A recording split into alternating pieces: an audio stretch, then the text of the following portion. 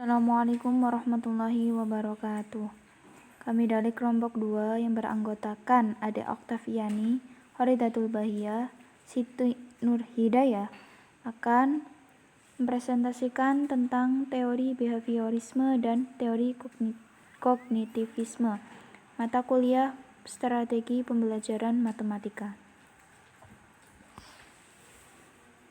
Nah, yang akan kita bahas yang pertama itu ada teori behavioristik, di mana teori behavioristik ini merupakan salah satu aliran psikologi yang memandang individu hanya dari sisi fenomena jasmaniah dan mengabaikan aspek-aspek mental.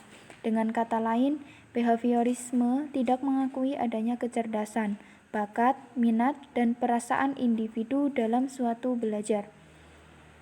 Peristiwa belajar semata-mata melatih refleks-refleks sedemikian rupa sehingga menjadi kebiasaan yang dikuasai individu. Dengan kata lain, proses pembelajaran menurut teori behaviorisme adalah bahwa proses pembelajaran lebih menekankan pada proses pemberian stimulus atau rangsangan dan rutinitas respon yang dilakukan oleh siswa. Nah, inti pembelajaran dalam pandangan behaviorisme ini terletak pada stimulus responnya. Kemudian menurut teori behaviorisme, belajar adalah perubahan tingkah laku sebagai hasil dari pengalaman. Belajar merupakan akibat adanya interaksi antara stimulus dan respon. Seorang dianggap telah belajar sesuatu jika dia dapat menunjukkan perubahan perilakunya. Menurut teori ini, dalam belajar yang penting adalah input yang berupa stimulus dan outputnya berupa respon. Nah, untuk pengertian stimulus itu sendiri adalah apa saja yang diberikan guru kepada siswa, sedangkan respon itu berupa reaksi dan tanggapan siswa terhadap stimulus yang diberikan oleh guru tersebut. Nah, dalam proses yang terjadi antara stimulus dan respon, tidak penting untuk diperhatikan karena tidak dapat diamati dan tidak dapat diukur. Yang dapat diamati adalah stimulus dan respon. Oleh karena itu, apa yang diberikan oleh guru, stimulusnya, dan apa yang diterima oleh siswa atau responnya, itu harus dapat diamati dan diukur. Dan teori ini mengutamakan pengukuran, sebab pengukuran merupakan suatu hal yang penting untuk melihat terjadi atau tidaknya perubahan tingkah laku tersebut. Teori behavioristik dikenal dengan sebuah teori yang dicetuskan oleh Gage dan Berliner tentang perubahan tingkah laku sebagai hasil dari pengalaman. Menurut teori behavioristik, belajar adalah perubahan tingkah laku sebagai akibat dari adanya interaksi antara stimulus dan respon. Nah, selanjutnya itu ada macam-macam teori behavioristik. Yang pertama, ada teori koneksionisme dikemukakan oleh Edward D. Tordick. Teori ini memandang bahwa yang menjadi dasar terjadinya belajar adalah adanya asosiasi atau menghubungkan antara kesan indera stimulus dengan dorongan yang muncul untuk bertindak atau respon yang disebut dengan connecting. Menurut teori ini, tingkah laku manusia tidak lain dari suatu hubungan stimulus dan respon. Nah, untuk connecting bond adalah hukum belajar yang dihasilkan oleh Tordick yang melakukan eksperimen terhadap kucing itu menghasilkan hukum-hukum belajar. Di antaranya yang pertama ada law of effect. Artinya bahwa jika sebuah respon menghasilkan efek yang memuaskan, maka hubungan stimulus respon akan semakin kuat. Sebaliknya, semakin tidak memuaskan efek yang dicapai respon, maka semakin lemah pula hubungan yang terjadi antara stimulus dan respon. Yang kedua juga ada law of readiness. Artinya bahwa kesiapan mengacu pada asumsi bahwa kepuasan organisme itu berasal dari pendayagunaan satuan pengantar atau conduction unit, di mana unit-unit ini menimbulkan kecenderungan yang mendorong organisme untuk berbuat atau tidak berbuat sesuatu. Dan yang ketiga ada law of exercise, artinya bahwa hubungan antara stimulus dengan respon akan semakin bertambah erat jika sering dilatih dan akan semakin berkurang apabila jarang atau tidak dilatih. Itu menurut teori koneksionisme. Selanjutnya, itu ada teori klasik conditioning dikemukakan oleh Ivan Petrovich Pavlov. Nah, Ivan Pavlov ini terkenal dengan teori conditioning klasik atau classical conditioning, yaitu sejenis pembelajaran di mana sebuah organisme belajar untuk menghubungkan atau mengasosiasikan stimulus dengan respon. Dalam pemikirannya, Pavlov berasumsi bahwa dengan menggunakan rangsangan-rangsangan tertentu, perilaku manusia dapat berubah sesuai dengan apa yang diinginkan. Yang ketiga, itu ada teori contiguous conditioning, dikemukakan oleh Edwin R. Guthrie. Nah, teori Guthrie ini mengatakan bahwa hubungan antara stimulus dan respon cenderung hanya bersifat sementara. Oleh sebab itu, dalam kegiatan belajar, peserta didik perlu sesering mungkin diberikan stimulus agar hubungan antara stimulus dan respon bersifat tetap. Ia juga mengemukakan agar respon yang muncul sifatnya lebih kuat dan bahkan menetap, maka diperlukan berbagai macam stimulus yang berhubungan dengan respon tersebut. Nah, untuk asas belajar Guthrie yang utama itu adalah hukum contiguity, yaitu gabungan stimulus yang disertai suatu gerakan atau hukuman.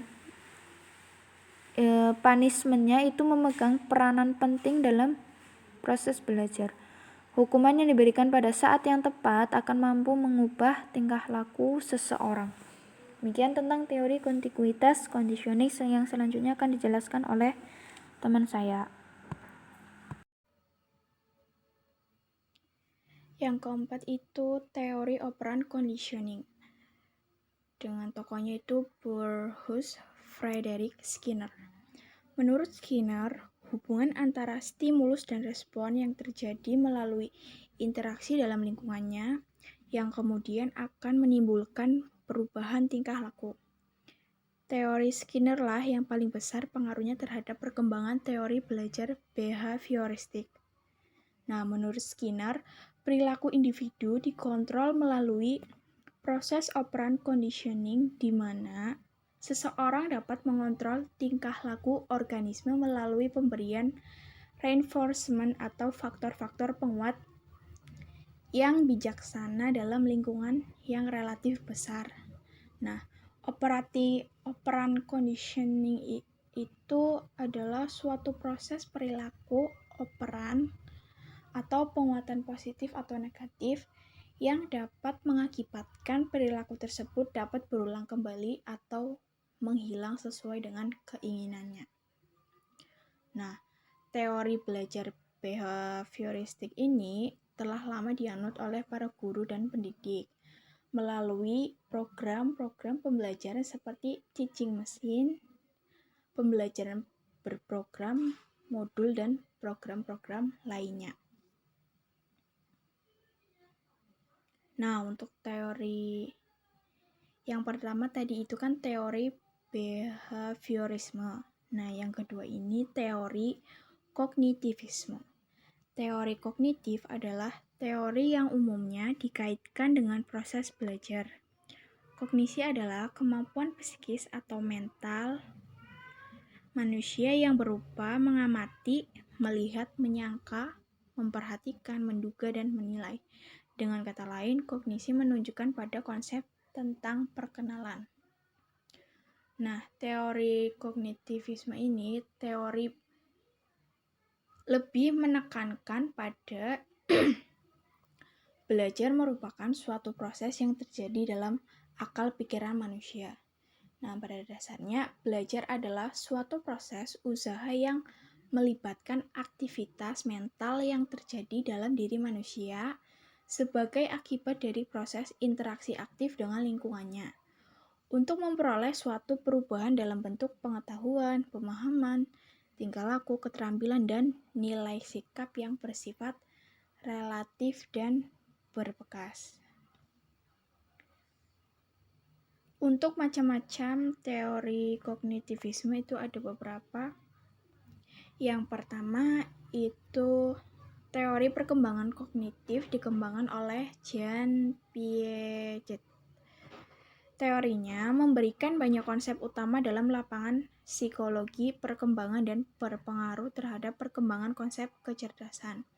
Nah, menurut Piaget bahwa belajar akan lebih berhasil apabila disesuaikan dengan tahap perkembangan kognitif peserta didik. Nah, seperti peserta didik hendaknya diberi kesempatan untuk melakukan eksperimen dengan objek fisik yang ditunjang oleh interaksi dengan temannya dan dibantu oleh pertanyaan dari guru. Nah, untuk guru hendaknya banyak memberikan rangsangan kepada peserta didik agar mau berinteraksi dengan lingkungan secara aktif, mencari dan menemukan berbagai hal dari lingkungan. Yang kedua, teori perkembangan kognitif dikembangkan oleh Brunner. Brunner melihat perkembangan kognitif manusia berkaitan dengan kebudayaan. Bagi Brunner, perkembangan kognitif seseorang sangat dipengaruhi oleh lingkungan kebudayaan. Nah, terutamanya bahasa yang biasanya digunakan. Menurut Brunner, untuk mengajar sesuatu tidak usah ditunggu sampai anak mencapai tahap perkembangan tertentu. Yang penting itu bahan pelajaran harus ditata dengan baik, maka dapat diberikan pada anak. Jadi, perkembangan kognitif seseorang itu dapat ditingkatkan dengan jalan mengatur bahan yang akan dipelajari dan menyajikan sesuai dengan tingkat perkembangannya. Nah, penerapan teori Brunner ini yang terkenal dalam dunia pendidikan adalah kurikulum spiral, di mana materi pelajaran sama dapat diberikan mulai dari sekolah dasar sampai perguruan tinggi yang disesuaikan dengan tingkat perkembangan kognitif mereka. Cara belajar yang terbaik menurut Brunner adalah dengan memahami konsep, arti, dan hubungan melalui proses intuitif, kemudian dapat dihasilkan suatu kesimpulan. Oke, di sini saya akan melanjutkan teori yang selanjutnya, yaitu perkembangan kognitif yang dikembangkan oleh Ausubel. Jadi di sini proses belajar terjadi jika siswa mampu mengasimilasikan pengetahuan yang dimilikinya dengan pengetahuan baru. Nah, menurut Ausubel, siswa akan belajar dengan baik jika isi pelajarannya itu didefinisikan dan kemudian dipresentasikan dengan baik dan tepat kepada siswa atau advanced organizer. Nah, dengan demikian akan mempengaruhi pengaturan kemampuan belajar siswa. Jadi di sini maksud dari advanced organizer adalah konsep atau informasi umum yang mewadahi seluruh isi pelajaran yang akan dipelajari oleh siswa. Nah, advanced organizer ini memberikan 3 manfaat. Yang pertama, menyediakan suatu kerangka konseptual untuk materi yang akan dipelajari, kemudian sebagai jembatan untuk menghubungkan antara yang sedang dipelajari dan yang akan dipelajari.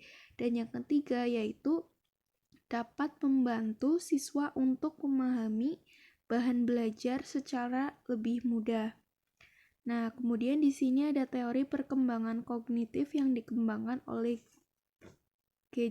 Gagne atau Jenge. Nah, kemudian di sini proses belajar dipandang sebagai proses pengolahan informasi dalam otak manusia. Nah, proses pengolahan otak manusia ini ada 5. Yang pertama reseptor, yang kedua sensory register, yang ketiga short term memory, yang ketiga long term memory, dan yang kelima response generator. Nah, untuk penjelasan yang pertama yaitu reseptor.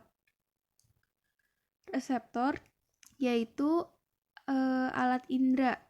Artinya di sini menerima rangsangan dari lingkungan dan mengubahnya menjadi rangsangan neural, memberikan simbol informasi yang diterimanya kemudian diteruskan. Kemudian yang kedua yaitu sensory register. Nah, sensory register sendiri yaitu penampungan kesan-kesan sensoris, yaitu yang terdapat pada saraf pusat, di mana fungsinya itu menampung kesan sensoris dan mengadakan seleksi sehingga terbentuk suatu kebulatan perseptual. Kemudian yang ketiga, short term memory atau memori jangka pendek, yaitu menampung hasil pengolahan perseptual dan menyimpannya. Artinya informasi tertentu disimpan untuk menentukan maknanya. Nah, memori jangka pendek ini dikenal juga dengan informasi memori kerja. Nah, kapasitasnya sangat terbatas, kemudian waktu penyimpanannya juga pendek.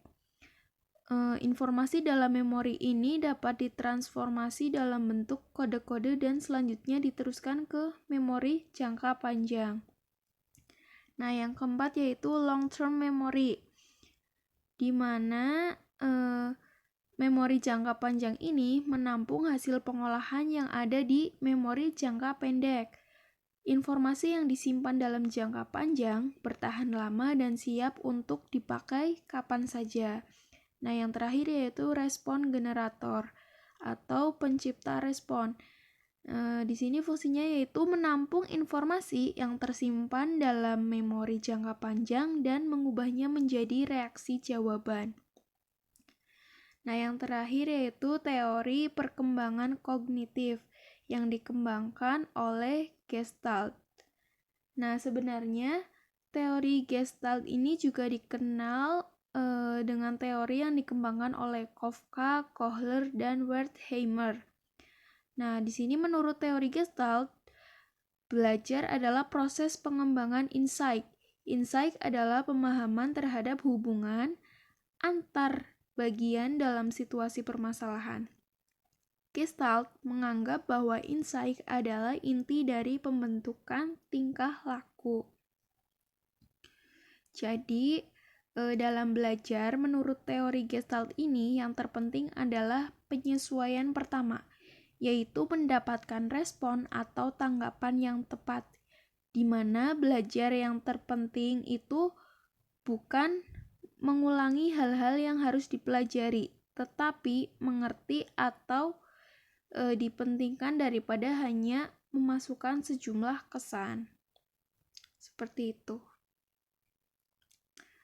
Di sini ada studi kasus, teman-teman bisa mencobanya ya. Sekian penjelasan dari kelompok kami, mohon maaf jika banyak kekurangan. Sekian, wassalamualaikum warahmatullahi wabarakatuh.